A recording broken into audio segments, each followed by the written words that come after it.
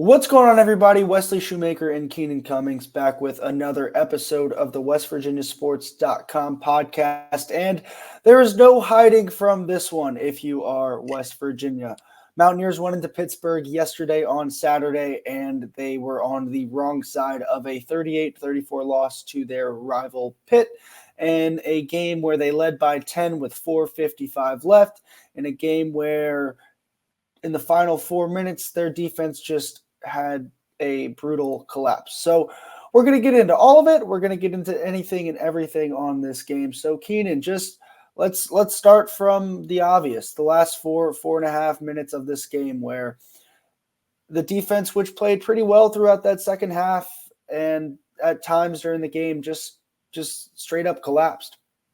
Yeah, it's really, I'm almost speechless in a sense with what unfolded in that second half.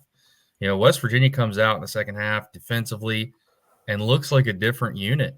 You know, Pitt has the ball. Now, some of that is West Virginia had the ball most of the half, but Pitt had 3 possessions, 11 plays, 4 yards. 4. West Virginia held them in check. You know, you take a 10-point lead, 4:55 left. West Virginia's feeling a little bit good about this. You know, you're making them drive 70-plus yards in the process, and then it all just comes unraveled. Now, I don't want to sound like Neil Brown here, but credit Pitt, they made plays.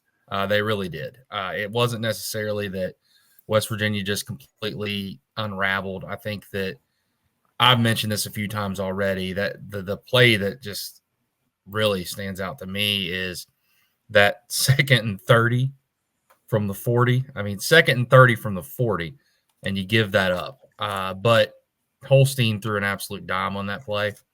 It was a great throw. You still can't allow that to happen. I mean, 2nd and 30 from the 40. It's strange because I was about this, going on. I never thought the game was over. You know, I never went down to field level. You know, I stayed. I watched the whole thing. And I was writing the gamer yesterday, and I had 2 different, even with 4:55 left, I had 2 different outcomes, as I'm writing this thing, because I've seen enough of these games. I mean, you never know. And West Virginia's found a way to kind of, snatch defeat from the jaws of victory a few times. But did I expect that to happen? No. And I think that that's the most disappointing part is, as I said, I was getting ready to write about, West Virginia, maybe they're starting to turn the corner. They made some mistakes, but good teams, even when they make mistakes, are able to overcome those and win football games that maybe they hadn't. It's hard to win a football game if you get your punt blocked. It's hard to win a football game when you make critical mistakes in coverage. But they were on the cusp of that. And we talk about the defense. It wasn't just the defense. The offense had a chance to put that game away. You get the football back, you go 3 and out, you lose 7 yards, and you punt. So it was a total team collapse. Yes, you go back and look at that. Neil Brown mentioned this in his postgame, that first down play. They probably have a chance to get a first down if they get a block. That didn't occur. So it doesn't matter. If, ands, what, buts, shuts, it doesn't matter. It didn't happen.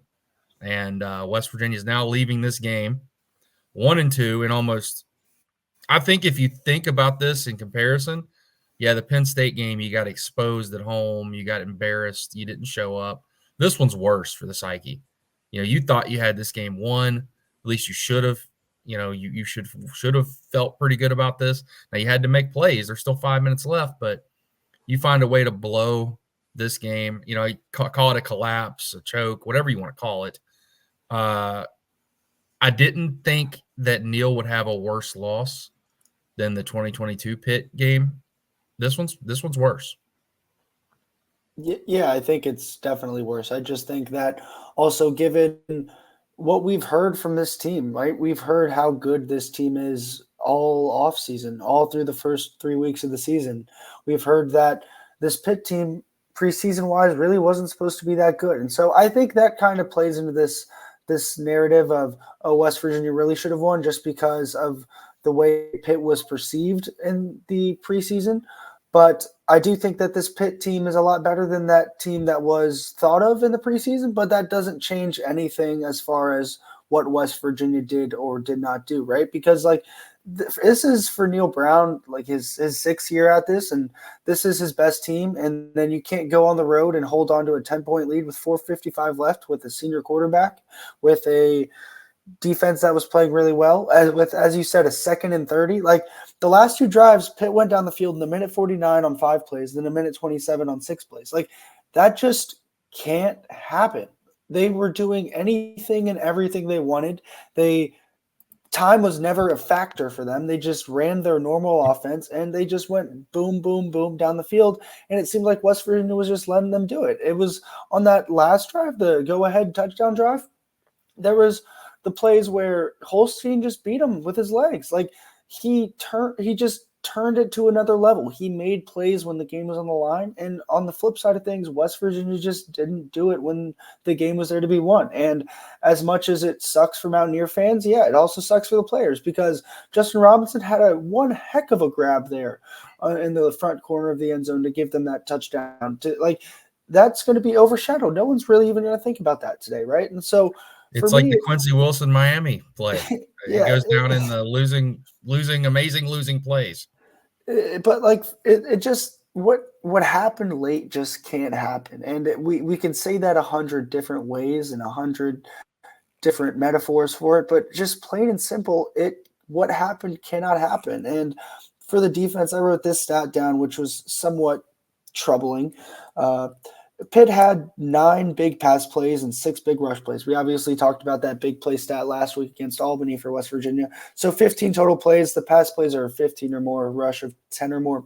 6 of those 15 came on those final 2 drives. They had a passes of 40, which was obviously the touchdown, 17 and 23, which I believe those 17 and 23, like they were just open wide receivers in the middle of a zone that just like there was no one near them. It was an easy throw and catch.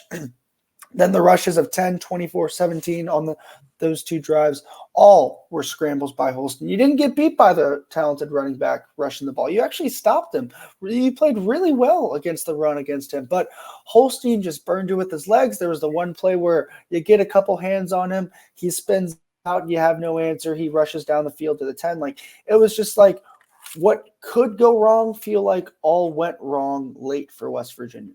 Yeah, if you would have told me coming into this game that Reed would have 26 yards and 12 of it would be on 1 carry, I think you feel comfortable West Virginia wins this game. I think Pitt was at 2.7 yards per carry, but West Virginia could not stop them in the passing game. And I want to go back to one point. I said, Neil Brown, it's more than Neil Brown.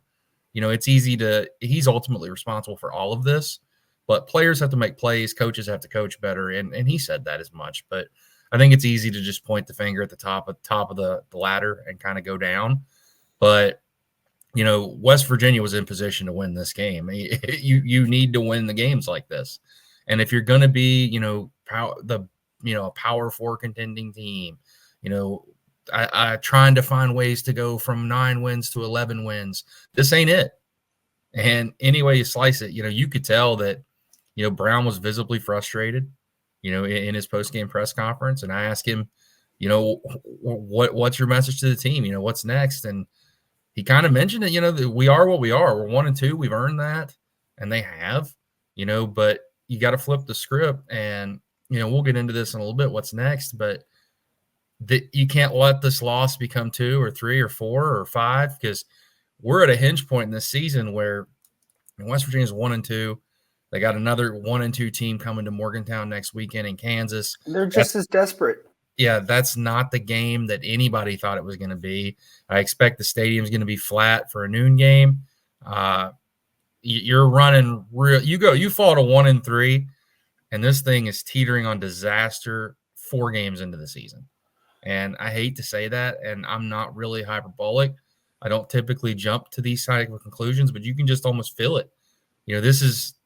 This game, you don't want it to define your season, but if you let it, it definitely could. Yeah, before one more small thing on the defense for me, that this is 3 weeks in a row. I mean, you said that this isn't it's hard to not start top down, but like there's got to be some level of just looking at what's going on. I don't know whether that's from a coaching perspective or a player perspective, but it's not like West Virginia didn't play legit anyone and everyone they could have in that secondary yesterday. I think I counted it on Pro Football Focus. Like, I think they had like 8, 9, 10 guys play either at a safety or at a corner position. So it's not like they've got bodies on the bench ready to go. Neil Brown said that. He said it's not like we've got a bullpen that we can just go to there in the secondary. So week 1 against Penn State, they only gave up 235 yards through the air, but they gave up 19.6 yards per completion. Last week, 306 passing yards against Albany, 17 yards per completion.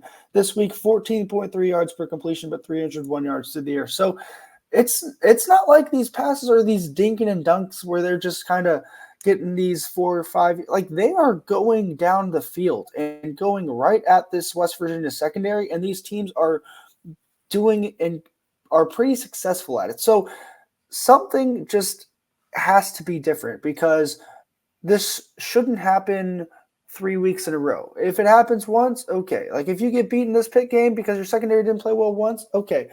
But this is 3 weeks in a row. You and I have come on this post-game podcast, and we've talked about what the heck's going on in the secondary. And I get Penn State was a quality opponent. Albany, like, that's an FCS school. Come on. And then Pitt, like, something's got to be different there.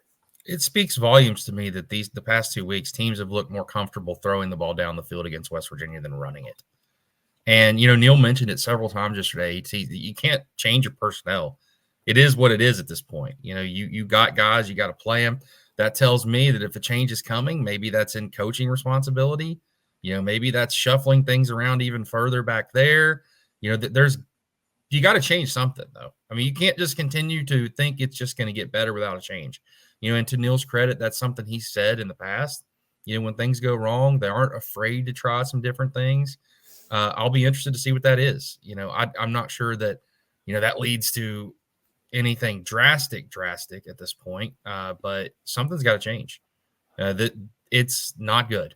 West Virginia looks confused when they're in zone.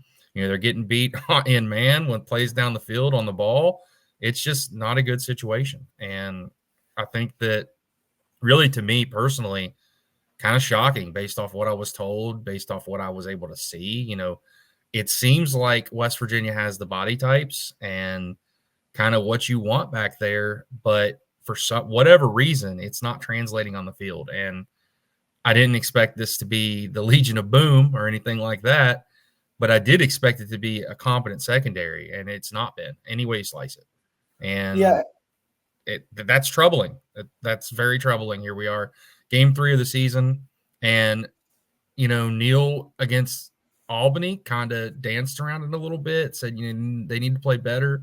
He didn't sugarcoat it in this post game. He just basically flat out said they're not playing good pass defense, and I think that's obvious to anybody that's watching the games. Yeah, there's also just no dancing around what happened, because everyone saw it. Everyone looked at what happened. Everyone, like, the 40-yard touchdown, there was like 3 guys there for West Virginia, and it was just a ball kind of thrown up and it came down. Like, things like that cannot happen. And I think from a fan perspective, if you're thinking about why people are so upset, 1, obviously losing to Pitt, that's the obvious, but 2, they want some accountability for what's going on here. They want to feel that there is, like, someone is going to have to be held responsible for when things like this occur because of the drastic measure of how they lost that game. And so I think, to your point, Keenan, like, that's where things and changes might come in, because we've heard the same thing for 3 weeks, but like, now it seems to be more real than ever just because of the nature of yesterday's loss. And I think it's salt in the wound too,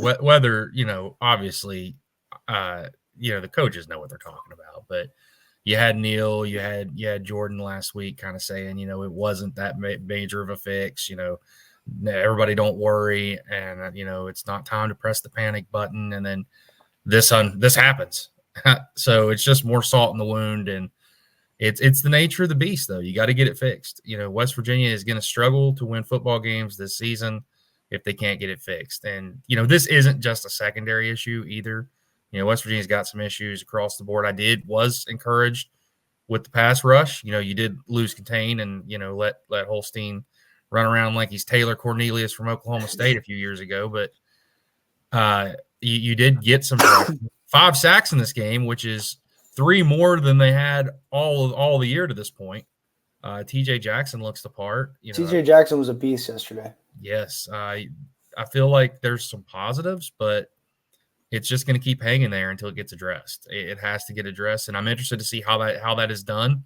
Whether we hear, whether it's an internal fix and they keep it to themselves, or they make something known with some shuffling, or maybe they, I hate to say coach better, but maybe they coach better in a sense, because it seems like such a cop out to say, but something has to happen because that ain't good enough. It just isn't.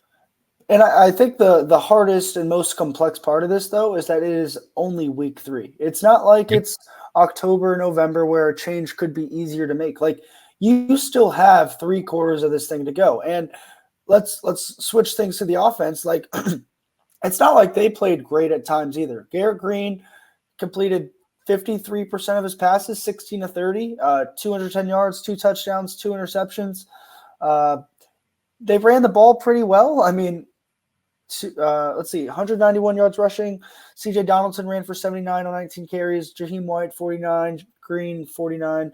Like, they played well at times on offense, but, like, there was a lot of still inconsistency from Garrett Green as far as completing passes, I think, down the field. Yeah, and I'm kind of perplexed about – I felt like last year this offense was really cooking when they were getting Green out and kind of letting him – play more free in a sense. And I feel like, I don't know if it's, I haven't rewatched this game yet. Excuse me. I was up till 2:30 in the morning and just got up to tape this. But I think that I'm wondering if it was nature of what Pitt did, but he seemed to be cooking like later in the second half when he was using his legs, kind of being more aggressive. And I feel like that's when this offense is at its best. And I haven't seen that as much through 3 games. And, you saw it a few times against Albany, but West Virginia can do that against Albany. That's why we said last week very clearly, whatever you saw here, it doesn't really mean much. Yes, they're never good against a group of five, a power 4 team. You can argue all up and down, where Pitt falls in that pecking order. I think, me personally, that's the most alarming part of this because, yes, Pitt's 3-0. They could easily be 1-2. How good is Pitt? How good is this West Virginia team? I think those are fair questions to ask because, I mean, Pitt didn't look great yesterday in stretches. West Virginia didn't, and they're going to play – of the 9 teams left on the schedule, most of them are going to be as good, if not better, than Pitt. So that's why I think it's okay if things don't improve, that after this game, fans pressing the panic button. I relate. I understand. I think that you can't have the hype, momentum, whatever you want to call it, that West Virginia had behind them for really the first time in Brown's tenure in this offseason, and then just fall flat on your face like this and not be concerned. Yeah, I looked at it last night. Out of their next 5 Big 12 opponents, 4 of them began this week ranked in the AP poll. I think Arizona might drop out after their loss to Kansas State, but either way you slice it, it doesn't get easier. It gets much tougher. You have a Kansas team that, like, let's talk about what's next for this West Virginia team. You have a Kansas team that they're going to be just as desperate as you are to get a win. They just lost at home to UNLV. Then you get a bye, but then you go on the road to Oklahoma State, which is a top 15, teetering on the edge of being a top 12, top 10 team right now. And then, oh, great, you get to come back home, you get Iowa State, Kansas State, and then have to travel to Arizona. So this thing is not getting easier. It's not like you can kind of pencil in some wins. Oh, they can probably get this team here and there. Like, they are going to be having to play their best football if they want to turn this thing around. And I think we mentioned this off air. It's like the psyche of this team. How do they respond? How do you get a group of young people, a group of 18 to 22-year-olds for the most part, to get up off the mat yet again? I think that after Penn State, it was kind of easier to do because of the nature of who Penn State was.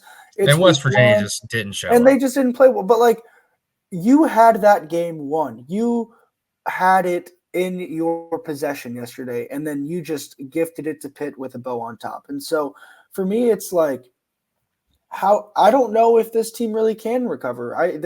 Garrett Green said the right thing of don't give up on us yet. We still have 9 Big 12 games. Like, we still can get to Dallas and ultimately do what they want to do. But I just don't see right now how they can bounce back, how these guys can like mentally just say and flush and just get past this game. It just seems like it will loom over their heads. It was a hinge point, as you said early on, and I'm not sure that they are going to be able to rehinge after this loss.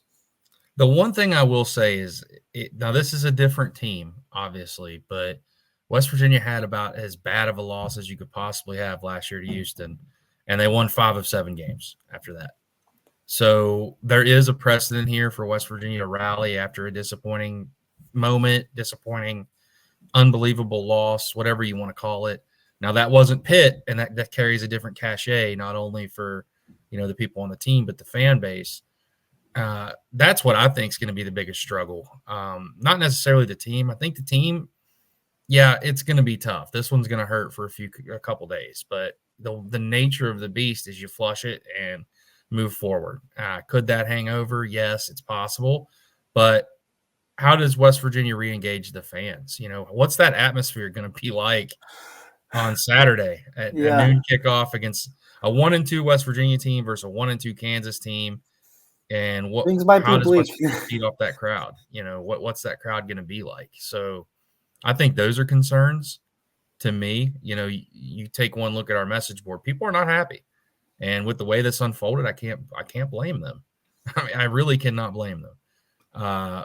I think that Neil understands that. That's why, in the lead up to this game, he made sure to let people know that, this is a very important game to the fans. They need to win this game. They didn't win it.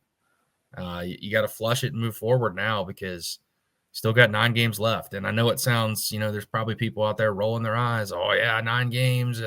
West Virginia is going to try to compete for a Big 12 title. Crazier things have happened in football. In no way am I projecting that. I think that I clearly, through 3 games, misread this team, as I think a lot of people did. I did not anticipate. I thought that they'd have some hiccups. I did not anticipate a lot of things that we've seen so far. And, I can own that. I was incorrect. But this team still has a chance to prove me right, maybe, in the end. But I don't know, though. The weird part about this game is you win it, yes, you have bragging rights, you're feeling a lot better, but I still have concerns even if West Virginia wins the game. There's still concerns, but it's kind of like what I was going back to. I would have been encouraged just from a program standpoint that West Virginia was finally showing the ability to not play their best football but win games, which has not been the case. It is not. Usually mistakes like that doom West Virginia, and ultimately it doomed them again. Yeah, and I think from one more thing from this fan perspective that we've been hitting on is one reason that they're so upset is because what they were sold all off season of how good this team can be after this team wins 9 games, after they retool in the portal, after they go get guys that they were told are going to produce, especially on that back end of this defense.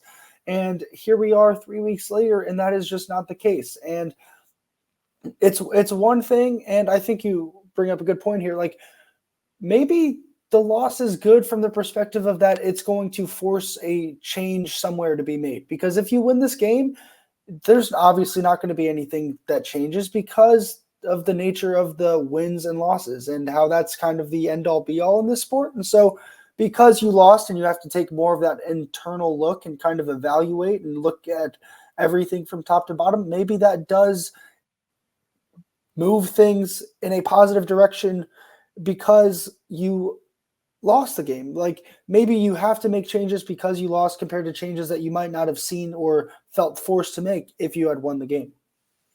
Yeah, and I don't know what those changes will be right now, or if they'll even be changes, or like I said, maybe they're internal things that, the coaches are aware of that we're not. But I do think that it's going to be something they have to look at.